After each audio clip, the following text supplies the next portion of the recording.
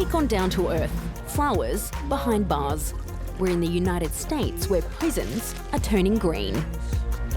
I'm proud of this place. I can sit down with my grandma now and show her I know how to garden. Recycling by hand, growing organic produce, composting. Inmates find redemption in conservation. Can say that we're saving money and that we're changing lives to some degree. Proof is in the prisoners, who've discovered new routes for success. I got reintroduced to science, if you will, and so I left there more as a scientist than a prisoner.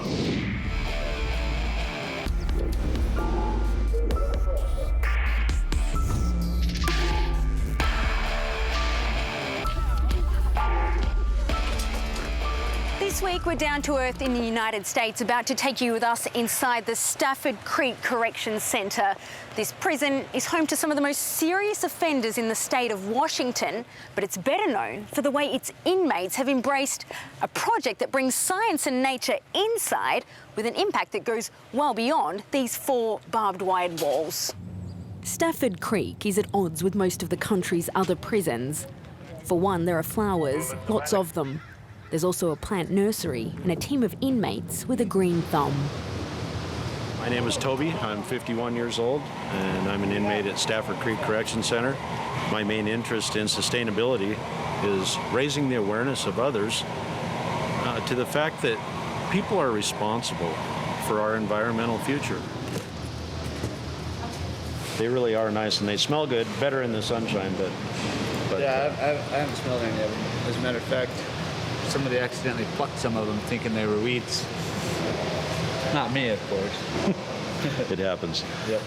23 years in prison. That's Toby's sentence for rape. He's already served nearly half his time, but it's only in the last few years that he's discovered a passion for horticulture, propagating these native seedlings which are used to restore prairies nearby. So after I put them on this truck right here, I don't see them at all. I send them in good faith that somebody will do a good job putting them in the ground.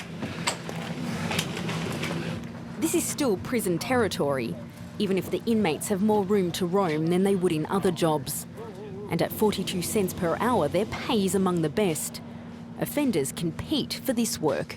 If I didn't have this to do furniture, maybe that's what I would be doing. I wouldn't be outside ever. I wouldn't have a suntan. I wouldn't have dirt under my nails, and I wouldn't have a carrot to eat when I wanted one, and that would be detrimental to me, I think. It's no good to be in prison at all, but it's good to have something good to do while I'm here. Toby is among 100 inmates at Stafford Creek who have what's known as sustainable jobs. Every day they leave their cells to work in areas such as recycling, conservation, or composting food waste from the canteen. Initially, the idea was simple. The prison wanted to cut its costs. This is our food composting center.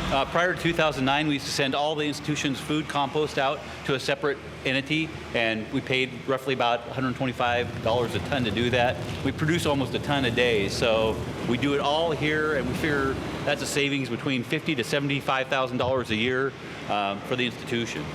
Very quickly, though, the superintendent realised the project was having an effect on his inmates. It's not a soft population here. 1 in every 5 guys is in for some kind of homicidal violence, and 1 in every 4 is in for a sex offense, and about every other one's in for a really violent either robbery or assault. So from a prison perspective, it helps you manage violence in the prison. The offenders are better behaved, and it makes a safer environment for both staff and offenders. Certain people think inmates should be locked up 24 hours a day, no TV, bread and water, and I don't have to talk to them, deal with them. That's not reality, though. I mean, 97% of the people are going to get back out, so you got to turn out a better product than you brought in, or at least try to turn out a better product. This is Manny's second stint in prison, the most recent for robbing a bank. But inside this tent, the 53-year-old from Las Vegas is Stafford Creek's fish farmer, and these 40,000 tilapia are under his care. You can't help but get wet out here. So what we've got here is what, baby tilapia? These are baby tilapia. Oh, they're not easy to get. Nope, they move fast. They're quick swimmers. How old are these ones here? These are a little over a month old. We raise them from fry. I'm going to show you over here. Okay. So this is where the big guys are. Yeah, this is where the big guys are. Let's see if I can get one. Oh, there's some over No here. pressure. There's a lot of fish in here. There's probably 1,000 fish in here. Oh, watch it, don't get wet. And so what happens with these though? Once they're at the fully grown size? Then we'll euthanize them, we'll put them to sleep, and they send them into the kitchen.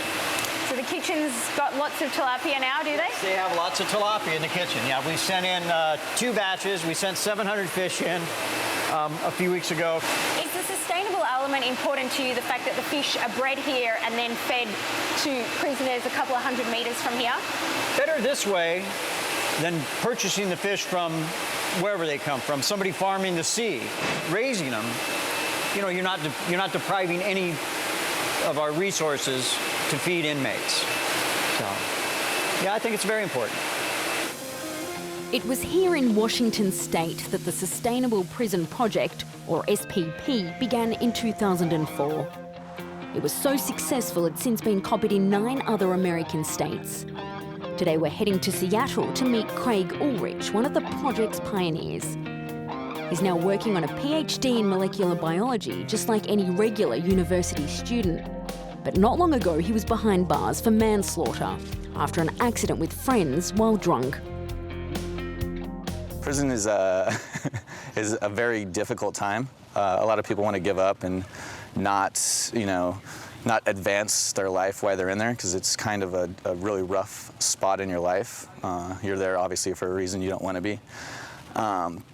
But when you add something that keeps your attention, such as a scientific endeavor like we did for this project, your mind becomes occupied with that rather than the monotony of prison life. So instead of filling your time making bad decisions, you can keep your mind occupied and actually look forward to the next day, if you will. So it just keeps your mind from going a little crazy, if you will. It's only now, with some distance, that Craig can see the change that took place. I was there kind of as a long-term inmate, and then I got reintroduced to science, if you will, and so I left there more as a scientist than a prisoner.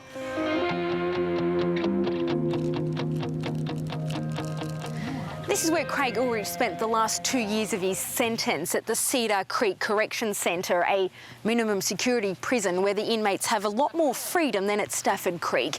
It also happens to be the birthplace of the state's Sustainable Prison Project. My name is Christopher Ramos. I'm a proud member of the SPP at Cedar Creek Correctional Center. By being incarcerated, it's very easy for an individual to forget one's true self. But with the right kind of positive, productive things, an individual has a chance to rediscover that inner being. And that is exactly what took place in my life.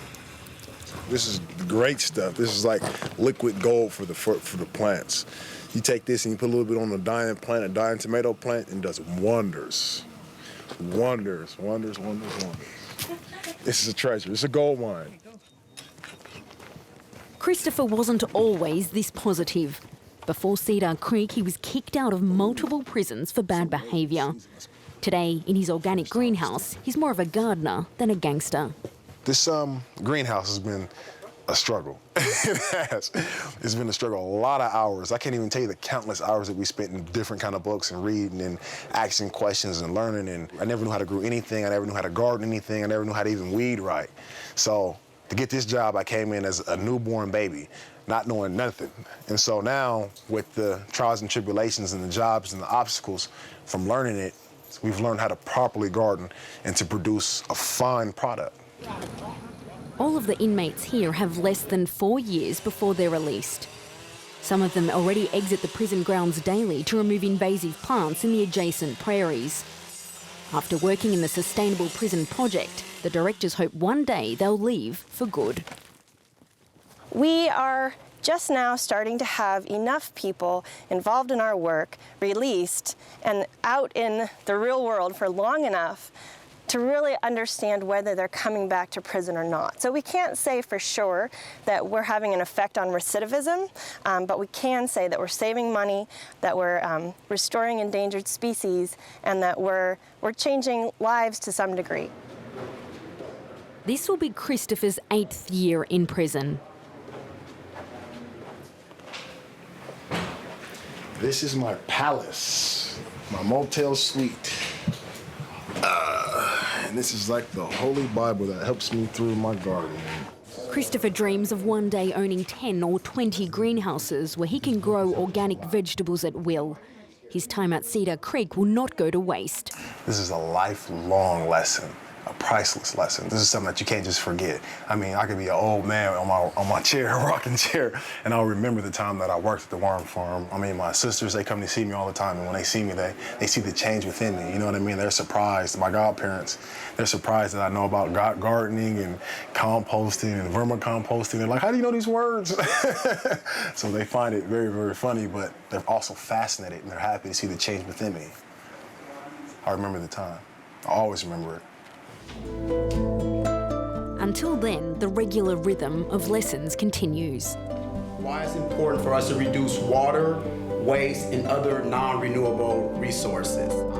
It's no coincidence this class is known as Roots of Success. Education and job training are the two most proven methods for reducing recidivism. When Christopher gets out in 2 years, he'll have missed most of his 20s, but he'll have more opportunities in a society that has changed radically since he was last free.